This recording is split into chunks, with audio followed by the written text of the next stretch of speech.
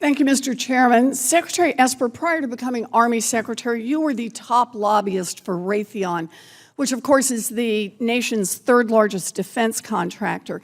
Now, under current ethics rules, you're prohibited from participating in any decisions involving Raytheon for 2 years after your appointment as Army Secretary. But because you have already been in government for 20 months, that recusal period is set to expire in November, which means you will soon be able to participate personally and substantially in matters involving your former employer. That's a conflict of interest given that Raytheon does billions of dollars worth of business every year with the Defense Department. So Secretary Esper, your predecessor, Acting Secretary Shanahan, committed to extend his recusal from all matters involving his former employer, Boeing, for the duration of his government service. If you're confirmed, will you do the same and commit to extending your recusal from any and all matters involving Raytheon for the duration of your tenure as Secretary of Defense? You know, Senator, we had this discussion in your office. Yes, we did. We had this discussion a couple years ago.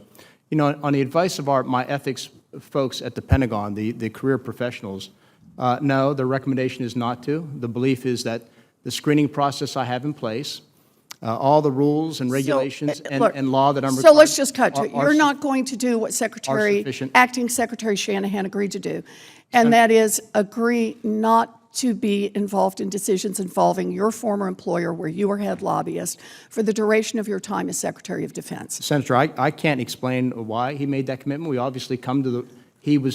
but you are not willing to make the same commitment, is that right? He was fulfilling a different role than I am, and he obviously... You are unwilling to make that same commitment, is that right, Dr. Esper? He has a different professional background than I I'll take that as a yes, you're unwilling to make that commitment.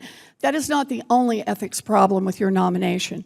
Part of the deal you got from Raytheon when you left as their top lobbyist was at least $1 million in deferred compensation after 2022.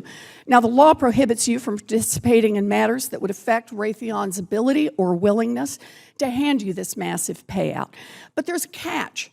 In a recent memo, you detailed an exception to your ethics obligations by writing that you can get a waiver to participate in matters that directly and predictably affect Raytheon's financial interests if it's, quote, so important that it cannot be referred to another official, end quote.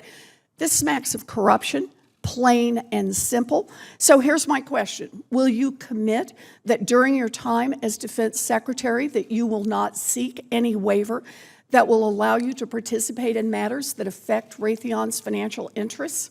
Well, Senator, let me correct the record with regard to what you said.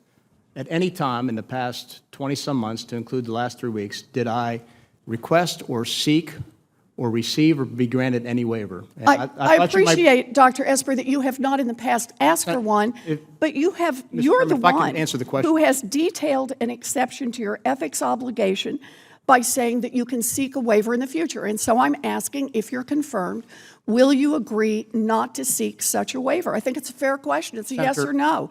I have other ethics issues I'd like to cover. I know, but I would like to, I think this is a good debate. No, I'm not trying to have a debate. No, I know, but I'm trying to assure you of my... You will agree not to seek such a waiver. So let me just read to you. This is a letter from the Director of the Standards of Conduct Office. I'll take it then as a no, you will not agree not to seek such a waiver. Mr. Chairman, I'd like to I have a third question to ask about ethics. I think I'm entitled to ask these questions, I just want to answer Mr. your Chairman. question. His question is a yes or no. I'm going to Will interrupt he for a agree? moment here. I think that Dr. Esper has the opportunity, should have the opportunity to answer the questions that you're asking. You've asked several questions. He's trying to answer a question. We'd like to recognize him to answer that question. I would presume, Mr. Chairman, I'll get extra time then? Yeah, you can have extra time Yes, sir. I would just like to submit this for the record. It's a statement from the Director of the Standards of Conduct Officer. I won't read the whole thing in the interest of time, but it says, quote, at no time while serving as the Secretary of the Army or the Acting Secretary of Defense did you, he's writing to me, request, seek, or receive a waiver or authorization related to your ethics agreement and ethics obligations, unquote. Okay, And I'll Mr. Warren. for the record. So I stipulated earlier that I understand you have not asked in the past, so I'll ask my question again. Will you agree not to ask for a waiver during the time you serve as Secretary of Defense? No, Senator, I won't, because I'm going to continue to abide by the rules and regulations, and I'm going to... Thank you. And I I'm have going a to continue to third consult question. closely with my ethics personnel to ensure that we stay in the ethical midfield. I recently introduced legislation to block the revolving door between the Pentagon and giant defense contractors like Raytheon by prohibiting big defense contractors from hiring former senior DoD officials for 4 years after they leave government. If it were the law, you couldn't go back to work at Raytheon or any other defense contractor immediately. In other words, it would help close the revolving door. If confirmed, will you commit not to work for or get paid by any defense contractor for at least 4 years after your government service? No, Senator, I will not. All right, so let me get this straight. You're still due to get at least $1 million payout from when you lobbied for Raytheon. You won't commit to recuse yourself from Raytheon's decision. You insist on being free to seek a waiver that would let you make decisions affecting Raytheon's bottom line and your remaining financial interests. And you won't rule out taking a trip right back through the revolving door on your way out of government service, or even just delaying that trip for 4 years after you leave government. Secretary Esper, the American people deserve to know that you're making decisions in our country's best security interests, not in your own financial interests. You can't make those commitments to this committee. That means you should not be confirmed as Secretary of Defense. Senator, if I may answer your question. At the age of 18, I went to West Point, and I swore an oath to defend this Constitution. And I embraced a motto called duty and honor and country. And I've lived my life in accordance with those values ever since then. I went to war for this country.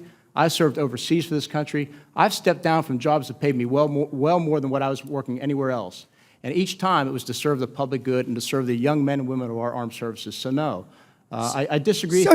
I think the presumption is, for some reason, anybody who comes from the business or the corporate world is corrupt. So I'm asking the question. Excellent, No. stop.